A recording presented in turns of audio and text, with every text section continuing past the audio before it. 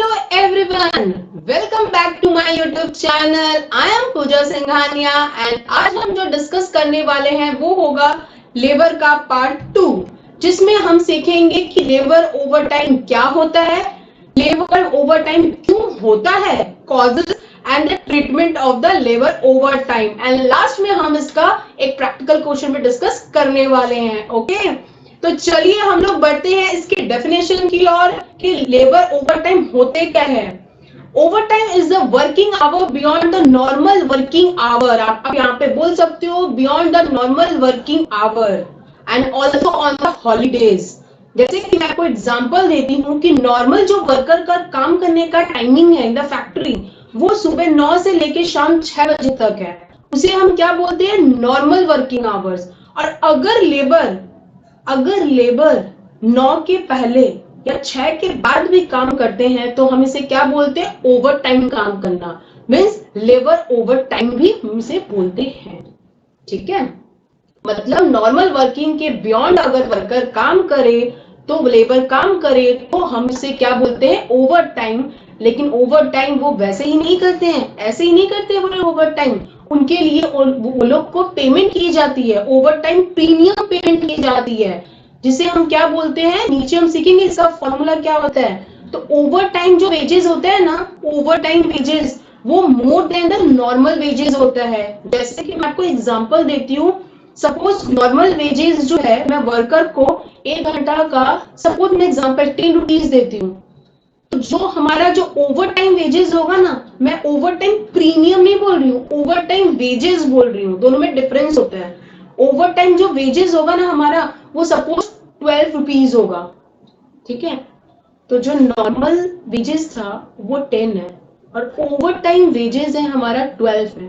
जो डिफरेंस जो 2 रुपीज है वो क्या है हमारा, वही हमारा क्या होता है, over time premium. Over time premium मतलब हम नॉर्मल वर्किंग आवर के बियॉन्ड काम कर रहे हैं, इसके लिए मुझे क्या मिलेगा, over time premium. Normal wages तो जो है वो है ही, सपोज 10 रुपीज मेरा नॉर्मल वेजेस है वो तो मुझे मिलेगा ही, प्लस एक्स्ट्रा 2 रुपीज मिलेगा क्योंकि मैं ओवर टाइम काम कर रही हूँ, उसे बोलते हैं हम ओवर टाइम प्रीमियम. और इसीलिए ओवर टाइम वेजेस का जो फॉर्मूला बनता है वो बनता है हमारा नॉर्मल वेजेस. जैसे कि आप बोल सकते हो 10 रुपीज और उसमें थोड़ा और ज्यादा दिया जाता है, जिससे हम लोग बोलते हैं, क्या बोलते हैं, over time premium. Suppose 2 rupees, तो हमारा ओवर टाइम वेजेस कितना बन गया, ₹12. ओके, तो आप लोग अब डेफिनेशन जान गए कि ओवर टाइम का मतलब होता है कि हम नॉर्मल वर्किंग के बियॉन्ड काम करते हैं और हॉलीडेज में भी काम करते हैं. तो उसके लिए हमें क्या मिलता है, उसके लिए हमें एक्स्ट्रा प्रीमियम दिया जाता है और हम नॉर्मल वेजेस एंड प्रीमियम को ऐड करते हैं तो हमें मिलता है ओवर टाइम वेजेस. होगा आपको ये डेफिनेशन क्लियर हो गया होगा. तो चलिए अब हम पढ़ते हैं नेक्स्ट इसकी ट्रीटमेंट की ओर. हम लोग इसके क्या पढ़ते हैं, ट्रीटमेंट की ओर, कि जो ओवर टाइम है ना उसका ट्रीटमेंट क्या होता है. ठीक है, तो इसमें हम लोग क्या पढ़ने वाले हैं, ओवर टाइम. आप हेडिंग देख रहे होगे, treatment of the over time premium, over time premium in the cost accounting. ठीक है, ये हमारा टॉपिक है. तो आपको बहुत सारे सिचुएशंस दिए हुए हैं और हमारे यहाँ पे ट्रीटमेंट भी दिया हुआ है, मतलब कौन सा सिचुएशन होगा तो हम क्या ट्रीटमेंट करने वाले हैं. तो चलिए हम बढ़ते हैं फर्स्ट सिचुएशन की ओर. हम इसे धीरे धीरे समझेंगे पूरे सिचुएशंस को और उसके ट्रीटमेंट को. ठीक है, due to the genuine reason labour की शॉर्टेज हो रही है. इसका मतलब क्या है, due to the genuine reason shortage हो रही है मतलब नॉर्मली है, कोई उपाय नहीं है, फैक्ट्री में लेबर का शॉर्टेज ही है, इसलिए हमें क्या करना, ओवर टाइम करवाना ही पड़ता है.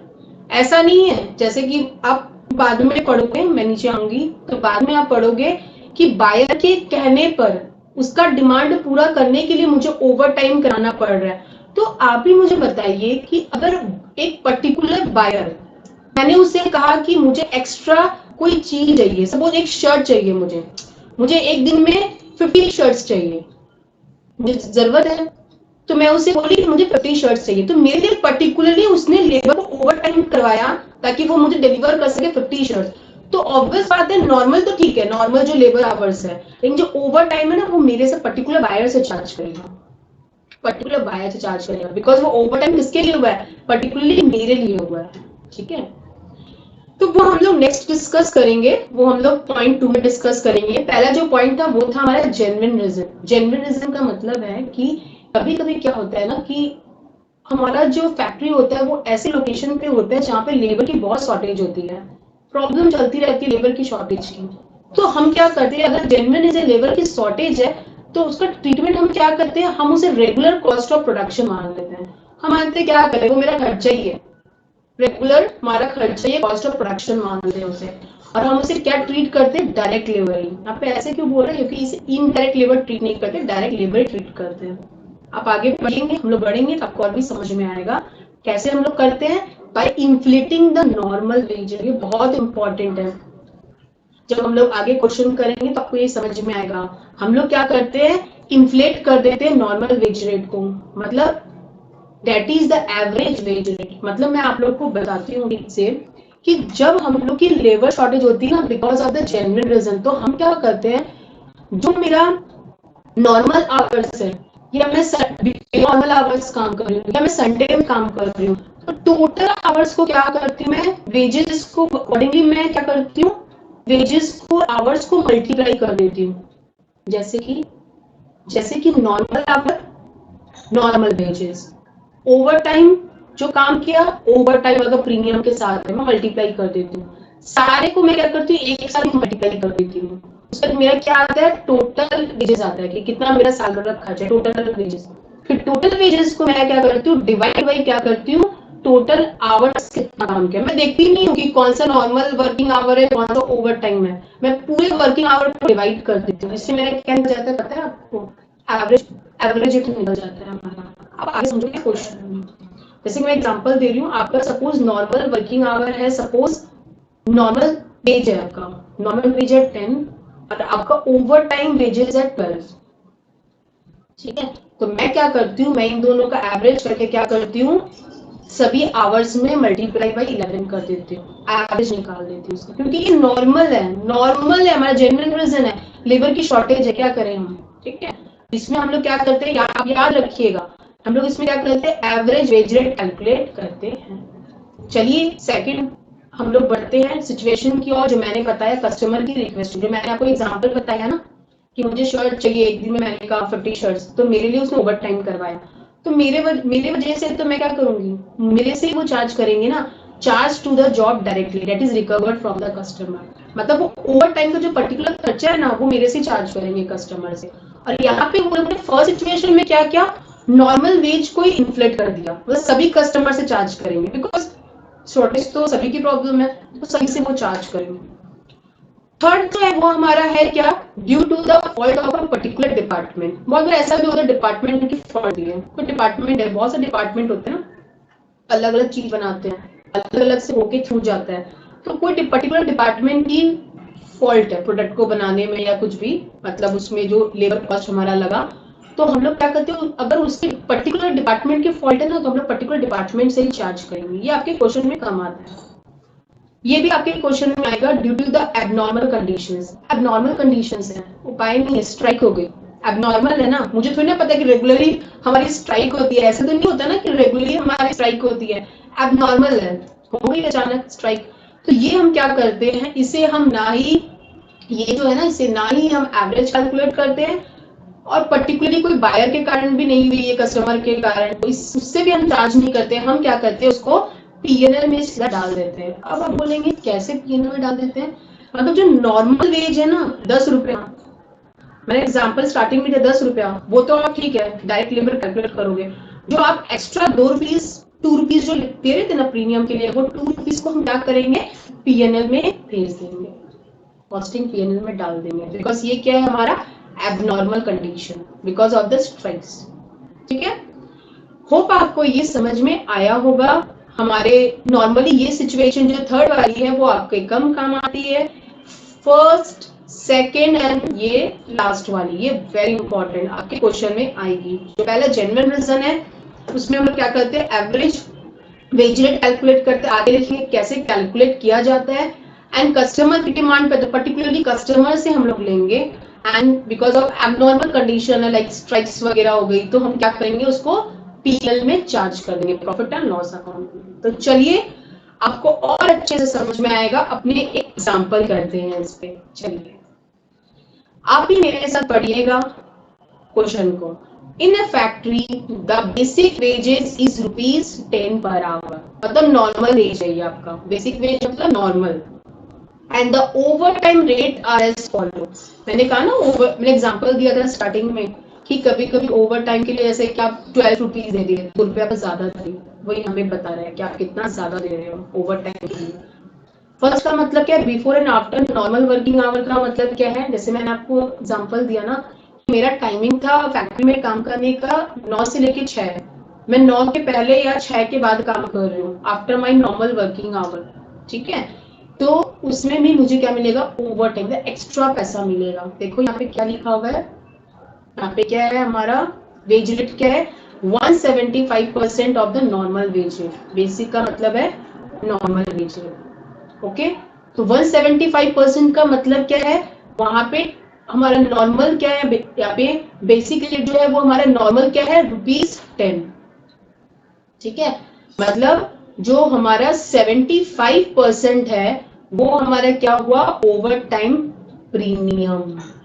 ₹10 का जो 75% है ना वो हमारा हो गया प्रीमियम, और जो हमारा 175% है वो हमारा क्या हो गया, before and after normal working our का वेज रेट। मतलब अगर आप इसके before and after normal working के काम करोगे तो आपको जो नॉर्मल वर्किंग आवर है उसकी उसकी कितनी मिलेगी, 175% मिलेगा। मतलब ₹10 का 175% आपको मिलेगा। इतना आपको वेज मिलेगा अगर आप नॉर्मल वर्किंग के पहले या बाद में काम करोगे। नेक्स्ट है आपका संडे एंड हॉलीडेज। आप अगर हॉलीडेज में भी काम करते हो, संडेज में भी काम करते हो, तो भी आपको एक्स्ट्रा पेमेंट मिलती है। वो क्या होता है, यहाँ पे क्या दिया हुआ है आपको, जो क्वेश्चन में दिया रहेगा आपको वही करना है। यहाँ पे क्या दिया हुआ है, 225% ऑफ बेसिक रेट।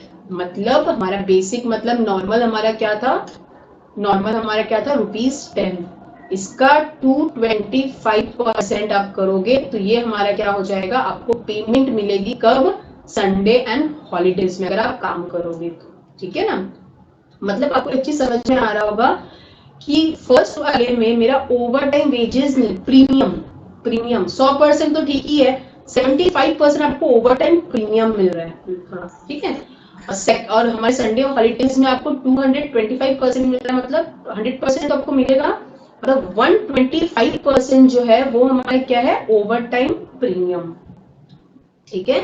तो नॉर्मली आप कैलकुलेट कर लोगे, मतलब आपको वेज रेट आप कैलकुलेट कर लोगे कि फर्स्ट में आप क्या करोगे, basic wage rate ₹10, before and after normal working hour wage rate आप क्या करोगे, 10 का 175% जो आएगा वो आपका हो गया wage rate, and Sunday and holidays में आप क्या करोगे, ₹10 इंटू 225% जो आएगा वो आपका क्या हो जाएगा, wage rate on Sunday and holidays, okay.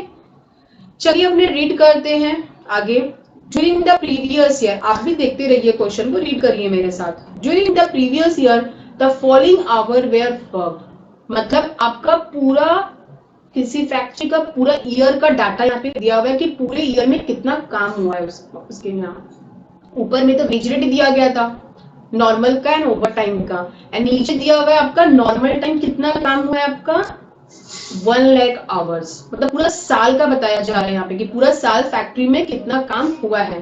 तो नॉर्मल आपका कितना काम हुआ है, नॉर्मल टाइम का 1,00,000 आवर्स, एंड आपने before and after normal over time normal hours कितना काम करवाया है, मतलब मेरे एग्जांपल के हिसाब से 9 के पहले या 6 के बाद, है ना। तो इसमें कितना आवर्स काम हुआ है आपका, 20,000 आवर्स। तो आपको एक चीज समझ में आया होगा कि नॉर्मल टाइम में उनको कितना मिला होगा, ₹10, and before and after normal work over time अगर आप करोगे तो आपको कितना मिला होगा, आपको ₹10 का 175% मिला होगा, है ना। वेज रेट तो यही थी ना हमारी। नेक्स्ट संडे एंड हॉलीडेज में आप कितना आवर पूरे साल में काम किए हो, आपके फैक्ट्री में कितना पूरा काम हुआ है, 5,000 आवर का काम हुआ है। तो आपने इसके लिए कितनी पेमेंट की होगी? आपने 10 रुपए का 225% इसके लिए पेमेंट किया होगा।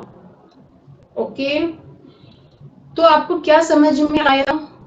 या हमें ये समझ में आया कि ऊपर आपको वेज रेट दिया गया है नॉर्मल का और ओवर टाइम दो टाइप का है, before and after normal working our and Sunday का। नीचे हमें क्या दिया गया है? नीचे हमें दिया गया है कि कितने आवर्स काम हुए हैं। नीचे हमें क्या दिया गया? कितने आवर्स काम के, नॉर्मल टाइम कितना काम हुआ है, before and after normal time कितना काम हुआ है, एंड संडे एंड हॉलीडेज में ओवर टाइम कितना हुआ है। मतलब ये दो हमारा क्या हो गया? ओवर टाइम काम हुआ है हमारा आवर्स। ठीक है, तो हमारा टोटल कितना काम हुआ है? हमारा 125,000 काम हुआ है हमारा टोटल इन द ईयर। देखिए, जो मैंने याद है आपको मैंने यहाँ पे सिखाया था ये फर्स्ट वाला। हम पहले ये वाला डिस्कस करेंगे। क्यों डिस्कस करेंगे? क्योंकि आप फर्स्ट क्वेश्चन देखिए यहाँ पे। पहले मैं ये वाला आपको रीड करा देती हूँ। The following hours have been worked on the job Z. मतलब मैं समझाती हूँ कि यहाँ पे आपको क्वेश्चन में क्या दिया हुआ है। सपोज आपके पास एक काम आया है, एक जॉब है, पर्टिकुलरली जॉब है। जैसे सपोज मैं ही वो काम लेके आई हूँ शर्ट का। एक पर्टिकुलरली जॉब है जिसका नाम है जेड। एक पर्टिकुलरली जॉब है जिस काम को पूरा करने के लिए हमें नॉर्मल टाइम लगने वाला है 1000 आवर्स। उस जिसमें ओवर टाइम लगने वाला है, कौन सा ओवर टाइम? 175% वाला। अब ऊपर देखो 175% कौन सा ओवर टाइम है? Before and normal working our. आपको बोला नहीं, आपको देख के समझ में आ रहा होगा। 175% कौन सा वाला है? Before and after normal working our. ठीक है, इसमें कितना काम हुआ है? हमारा 100 आवर्स का काम हुआ है। और हमारा 225% वाला जो ओवर टाइम था वो कौन सा था? संडे एंड हॉलीडेज वाला। तो वो हमारा कितना काम हुआ है? वो हमारा काम हुआ है 25 आवर्स। मतलब मैं आपको शॉर्ट में बताती हूँ कि एक जॉब है जेड जो है हमारे पास आया, उस काम को पूरा करने के लिए मुझे नॉर्मल टाइम लगने वाला है 1000 आवर्स। हमें लगने वाला है before and after normal working hours लगने वाले हैं हमें 100 आवर्स। एंड हमें संडे एंड हॉलीडे वाले आवर लगने वाले हैं कितने? 25 आवर्स। इतना ओवर टाइम हमें कराना पड़ेगा इस जॉब को कंप्लीट करने के लिए। तो आपको क्वेश्चन में मेन पूछा क्या जा रहा है? क्वेश्चन में पूछा जा रहा है calculate the labour cost of the Z. मतलब इस काम को पूरा करने के लिए लेबर कॉस्ट कितना आएगा? जॉब जेड के लिए लेबर कॉस्ट हमारा कितना आएगा? And the overhead if the over time is worked. Simple आपको ये पूछा जा रहा है कि जो हमारा जॉब जेड है इसमें हमारा लेबर कॉस्ट क्या आएगा। ठीक है, और जो हम ओवर टाइम करा रहे हैं उसका ट्रीटमेंट इसमें क्या होने वाला है। ठीक है ना, तो चलिए, आपको 3 कंडीशन दी गई है। मैंने आपको बोला ना पहले भी जब हम लोग पढ़ रहे थे कि आपको 3 कंडीशन सपोज दी हुई है तो आपको अलग अलग ट्रीटमेंट करना है। किसका ट्रीटमेंट करना? ओवर टाइम का। ठीक है, तो फर्स्ट वाली जो है ना, फर्स्ट वाला जो कंडीशन है वो क्या दिया गया हमें? Regularly throughout the year as a policy due to the labour shortage. मतलब लेबर शॉर्टेज के कारण हमें ओवर टाइम करवाना पड़ रहा है। मैंने कहा ना, एग्जाम्पल भी दिया मैंने आपको, जैसे कि मेरी जो फैक्ट्री है वो ऐसे लोकेशन पे है जिसके कारण लेबर की शॉर्टेज आती है, लेबर वहां मिलते नहीं है, तो जिसके कारण मुझे ओवर टाइम करना पड़ता है। तो ये नॉर्मल है, रेगुलरली होता है हमारा लेबर शॉर्टेज। तो इसमें मैंने क्या कहा था? मैंने कहा था कि पर्टिकुलरली आप एक बायर से चार्ज नहीं करोगे। इसमें हम क्या करेंगे? इसमें हम एवरेज वेज रेट कैलकुलेट करेंगे और कोई भी जॉब होगा हम लोग वो एवरेज वेज रेट ही उसमें चार्ज करेंगे, उसमें मल्टीप्लाई करेंगे। मतलब हम लोग एवरेज वेज रेट रहेंगे। हम लोग अलग अलग ये वाला जो रेट है before and after normal working hour Sunday holidays 175 to 25 अलग अलग नहीं करेंगे। तो चलिए तो जानते हैं, इसका सॉल्यूशन देखते हैं, आपको समझ आएगा। तो देखिए, फर्स्ट जो मैंने इसमें कैलकुलेट किया है, मैंने आपको बताया पहले आप बेसिक वेज रेट कैलकुलेट कर लो। मतलब नॉर्मल वेज रेट हो गया, कितना था? ₹10 पर आवर। मैंने आप लोग के लिए पहले लिख लिया है। Okay, after normal wage rate मतलब बिफोर और आफ्टर नॉर्मल वेज रेट वो कितना था हमारा? 175% था ना। 175% इसका, 10% का 175%। आप करोगे तो आपका कितना आएगा, ₹17.5 पर आवर। ठीक है, और संडे एंड अगर हॉलीडे में कम कर रहे हैं लेबर हमारे, तो हमारा वेज रेट कितना होने वाला है, ₹22.5 पर आवर, मतलब 225% किसका, ₹10 का। वहां पे लिखा हुआ था ना, आप क्वेश्चन को एक बार जाके वापस देख सकते हो। ओके, तो हमने क्या सीखा था, मैंने जो आपको बताया था वही यहाँ पे लिखा हुआ है कि बेसिक वेज ₹10 था, फिर नॉर्मल वेज क्या था उसका 75%, हमारा क्या है 17.5, एंड संडे एंड हॉलीडेज में कितना था 225%, तो 10 का 225% हो गया हमारा 22.5। आप भी मेरे साथ सॉल्व करते रहिए, आपको और अच्छा समझ में आएगा। तो हम तो फर्स्ट मुझे क्वेश्चन में मांगा था ना यहाँ पे रेगुलरली वाला, तो उसके ट्रीटमेंट में मैंने आपको बताया था, आप जाके एक बार और देख सकते हो कि उसमें आपको एवरेज वेज रेट कैलकुलेट करना है, वही मैं करने जा रही हूँ फिलहाल। तो आपको क्या हो गया ये पता चल गया। अब आप क्या करोगे, टोटल वेज कैलकुलेट करोगे, वेजेस कैलकुलेट करोगे। मैं आपको एक चीज बता देती हूँ कि एवरेज वेज रेट, अगर आपको एवरेज वेज रेट निकालना है, एवरेज वेज रेट जो पर कंडीशन में लगेगा हमें, वो कैसे कैलकुलेट होता है, वो कैलकुलेट होता है कि फैक्ट्री में टोटल वेजेस पूरे ईयर में कितना पेमेंट हुआ है डिवाइड बाय टोटल आवर्स कितना काम किया गया है। इन दोनों को अगर हम डिवाइड कर देते हैं तो हमारा आ जाता है क्या निकल कर, एवरेज वेज रेट निकल कर। ओके, तो मैंने वही किया है यहाँ पे। पहले मैं क्या निकालूंगी, एवरेज वेज रेट निकालने के लिए मैं पहले करूंगी total ways of the for the year. Total ways first में था तो फर्स्ट वो निकालूंगी।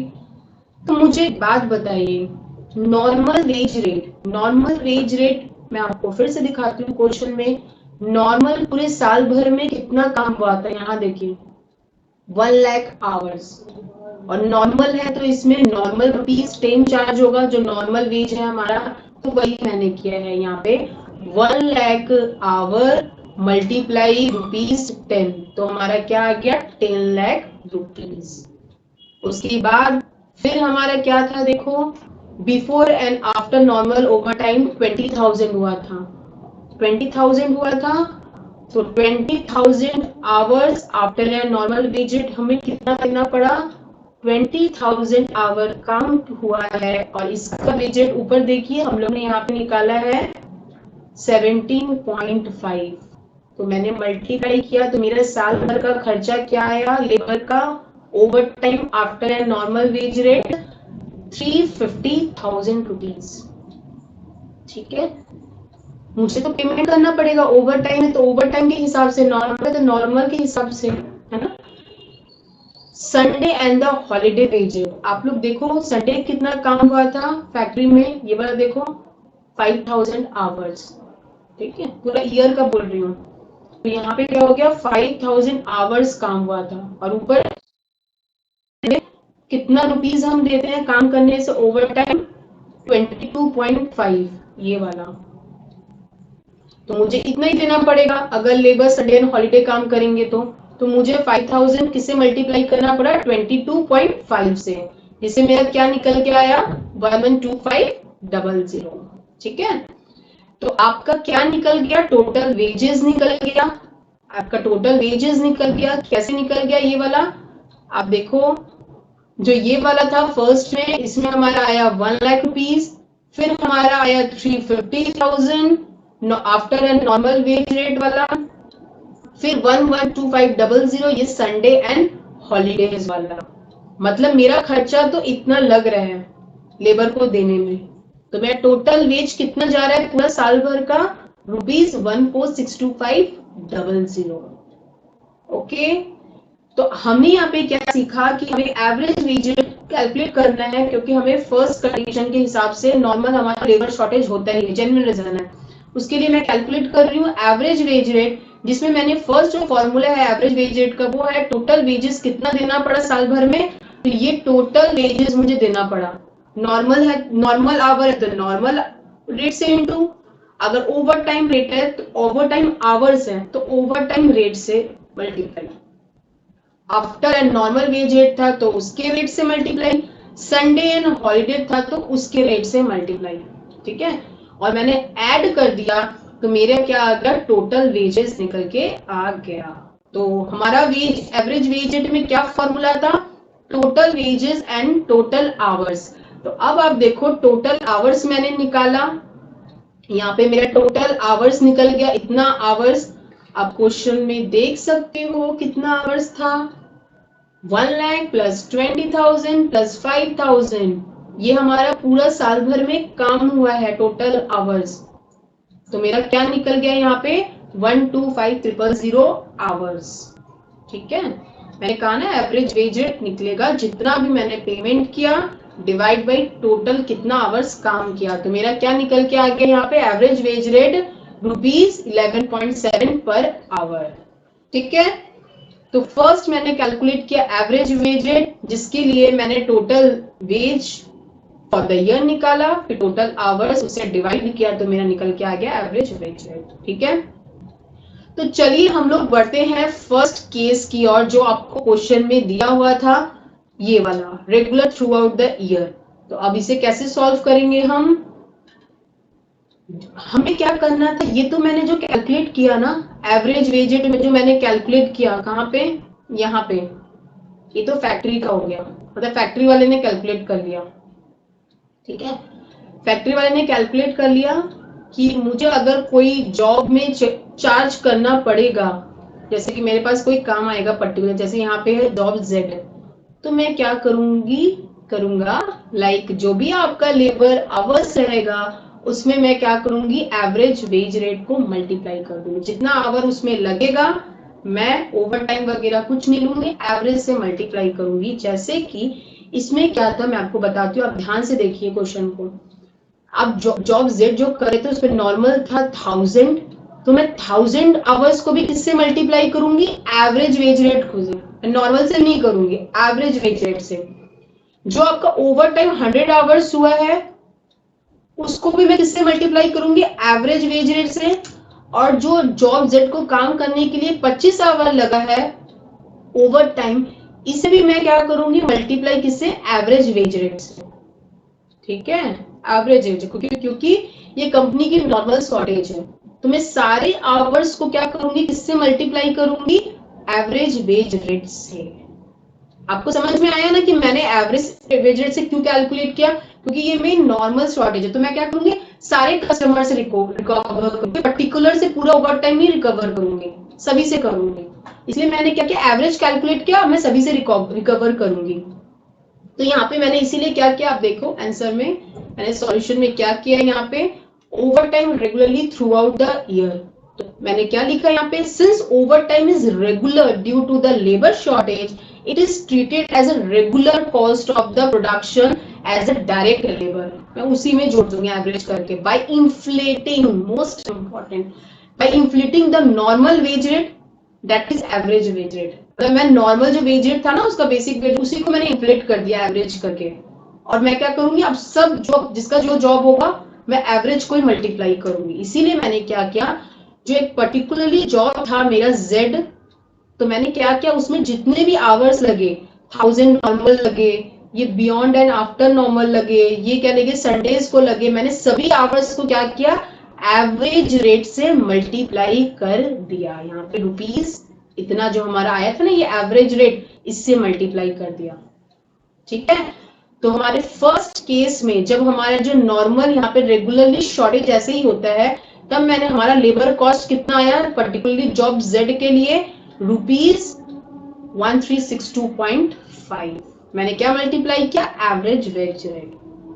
आप भी मेरे साथ कैलकुलेट करो और भी अच्छा आपको समझ आएगा। तो ठीक है, आपको समझ में आया, होप आपको अच्छे समझ में आ रहा होगा। मैंने एवरेज वेज रेट क्यों कैलकुलेट किया, ताकि मैं ये फर्स्ट केस कर सकूं।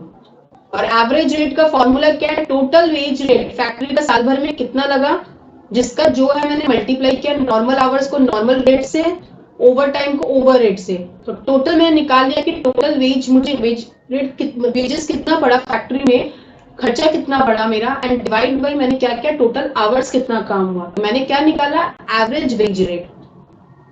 और कोई भी जॉब पर्टिकुलरली आएगा, उसमें पूछेगा कि उस जॉब में लेबर कॉस्ट हमारा कितना लगा, तो मैं जितना उसमें हमारा आवर लगा है उस जॉब के लिए मैं किसे मल्टीप्लाई करूंगी, एवरेज जो हमारा रेट निकल के, वेज रेट निकल के आया है। हो आपको समझ में आ गया होगा। तो चलिए अपने बढ़ते हैं नेक्स्ट केस की और, बी, जब आपका क्या होगा, इरेगुलर प्रोडक्शन होगा। आप एक बार जाके पीछे दे सकते हो, इरेगुलर प्रोडक्शन मैंने आपको एग्जांपल भी दिया, जैसे कि आपकी स्ट्राइक हो गई, सपोज स्ट्राइक हो गई, मैं आपको दिखा देती हूँ फिर से, due to the abnormal conditions, जैसे आपकी स्ट्राइक हो गई और फैक्ट्री में, तो एबनॉर्मल है ना, हमेशा थोड़ी ना स्ट्राइक हो जाती है, एबनॉर्मल है, तब मैं क्या करूंगी, नॉर्मल तो ठीक है, नॉर्मल रेट तो मैं यहाँ पे लूंगी, कैलकुलेट करूंगी लेबर कॉस्ट में, लेकिन जो हमारा ओवर टाइम है मैं उसे कहाँ चार्ज कर दूंगी, प्रॉफिट एंड लॉस अकाउंट में ओवर टाइम को चार्ज कर दूंगी। चलिए हम लोग ये भी देखते हैं कि कैसे सॉल्व करना है। तो केस बी हम सॉल्व करेंगे अब, ओवर टाइम इरेगुलर। यहाँ पे जैसे आपको जैसे मैंने एग्जांपल स्ट्राइक दिया था, since over time is irregular it will be charge to the profit and loss account. आप कहाँ पे चार्ज कर दोगे इसको, प्रॉफिट एंड लॉस अकाउंट में, ठीक है।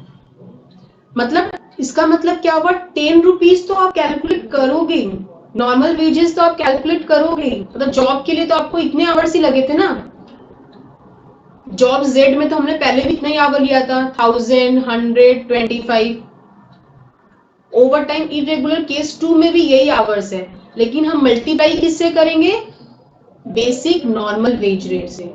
मतलब जो हमारा जो ओवर टाइम था ना, हमारा जो ओवर टाइम प्रीमियम था, आप बोल सकते हो ओवर टाइम जब एक्स्ट्रा दे रहे थे ओवर टाइम, वो इरेगुलर की वजह से हुआ है, हो गया अचानक स्ट्राइक की वजह से, इसलिए मैं उस ओवर टाइम को कहाँ चार्ज करूंगी, प्रीमियम को कहाँ चार्ज करूंगी, प्रॉफिट एंड लॉस अकाउंट पर। जैसे कि मैंने जो मैं आपको फिर से एक बार समझाती हूँ, जैसे मैंने स्टार्टिंग में आपको एग्जांपल दिया था ना कि नॉर्मल आपका वेज है 10 रुपीज, आप प्रीमियम दे रहे हो 12 रुपीज, प्रीमियम नहीं, आप ओवर टाइम का पेमेंट कर रहे हो 12 रुपीज, और जो डिफरेंस है वो क्या है, हमारा ओवर टाइम प्रीमियम, है ना। तो यहाँ पे क्या हो रहा है, जो आपका ₹2 जो ओवर टाइम प्रीमियम था ना, वो कहाँ चार्ज हो जाएगा, कहाँ चार्ज हो जाएगा, प्रॉफिट एंड लॉस अकाउंट, ठीक है। इसलिए मैंने जितने आवर्स लगे हैं इस जॉब में मैंने कितना चार्ज किया है, ₹10, नॉर्मल वेजेस। 10 रुपया तो चार्ज करेंगे ना, वो तो नॉर्मल वेजेस है, लेकिन जो ओवर टाइम एक्स्ट्रा मेरा लगा है वो हम चार्ज नहीं करेंगे, ठीक है। तो आपका आंसर कितना आ गया, ₹11,250। आप भी मेरे साथ सॉल्व करते रहिए। चलिए नेक्स्ट हम लोग बढ़ते हैं केस 3 की और, जो हमें क्या बोला गया है, चलिए मैं आपको एक बार क्वेश्चन दिखा देती हूँ। At the request of the customer, हम जॉब में ओवर टाइम कर रहे हैं, at the request of the customer. तो यहाँ मैंने क्या सिखाया था, मैं आपको एक बार और दिखा देती हूँ। अगर कस्टमर की वजह से हुआ सेकंड नंबर, तो हम उसी से रिकवर करेंगे, रिकवर फ्रॉम द कस्टमर्स, ठीक है। मतलब पूरा उसी से ले लेंगे, हम एवरेज भी कैलकुलेट नहीं करेंगे, क्योंकि मेरा नॉर्मल नहीं है, मेरे नॉर्मल शॉर्टेज नहीं होती, मैं सभी से नहीं चार्ज कर सकती, तो एवरेज भी नहीं कैलकुलेट करेंगे, ना ही ये हमारा एबनॉर्मल कंडीशन है कि हो गया अचानक स्ट्राइक वगैरह, तो मैं पीएनएल में ओवर टाइम को भेज दी, वो भी नहीं होगा। ये कोई पर्टिकुलरली बायर आया है, मैं जैसे कि मैंने एग्जांपल दिया, मुझे चाहिए एक दिन में 50 शर्ट, तो मेरे वजह से लग रहा है ओवर टाइम, तो मेरे से ही वो लेगा, ठीक है। तो यहाँ पे देखते हैं कैसे सॉल्व किया गया है। अगर केस 3 में अगर over time due to the customer request हुआ, since over time is due to the customer request, customer के रिक्वेस्ट की वजह से हुआ है, तो हम क्या करेंगे, charge to the job directly, उसी जॉब में से चार्ज करेंगे। जैसे हमारे क्वेश्चन में क्या बोला गया, जॉब जेड एक particularly job, it is recovered from the customer. समझ लो कि जो जॉब जेड है ना, वो मेरा है 50 शर्ट का, आप एग्जांपल ले सकते हो। तो लेबर कॉस्ट कितना चार्ज किया जाएगा जॉब जेड में, आवर्स तो वही रहेंगे, क्योंकि आवर्स तो वही लग रहे हैं ना, तो आवर्स तो सेम रहेंगे, तो 1000 आवर 125 यही रहने वाला है ना, 1125। लेकिन आप देखो, अब ध्यान से देखिए, जो नॉर्मल है उसको नॉर्मल से मल्टीप्लाई कर रहे हैं, जो before and after normal working our जो 100 आवर्स है उसको उसके रेट से मल्टीप्लाई कर रहे हैं, और जो 25 आवर्स संडेज का है उसको संडे के रेट से ही मल्टीप्लाई कर रहे हैं हम लोग। क्यों? क्योंकि मुझे उस पर्टिकुलरली कस्टमर से ही ये सारे जो खर्चे ना, ओवर टाइम जो मेरा लगा खर्चा, वो हमें पर्टिकुलरली कस्टमर से ही लेना है, क्योंकि उसकी वजह से ही ओवर टाइम लगा है।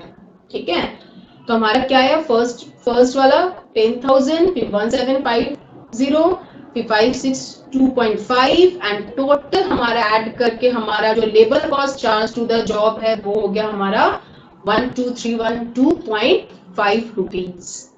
ठीक है, होप आपको ये सॉल्यूशन अच्छे से समझ आया होगा। ठीक है, तो आप देखिए, मैं एक बार और रिपीट कर देती हूँ आपको ये वाला क्वेश्चन। पहले मैं जाती हूँ कि हमने क्या सीखा। पहले हमने ये सीखा कि ओवर टाइम का डेफिनेशन क्या होता है, फिर हमने ये जाना कि ओवर टाइम बहुत कारण की वजह से हो सकता है, डिफरेंट डिफरेंट सिचुएशन होते हैं और उसके अलग अलग ट्रीटमेंट भी होते हैं।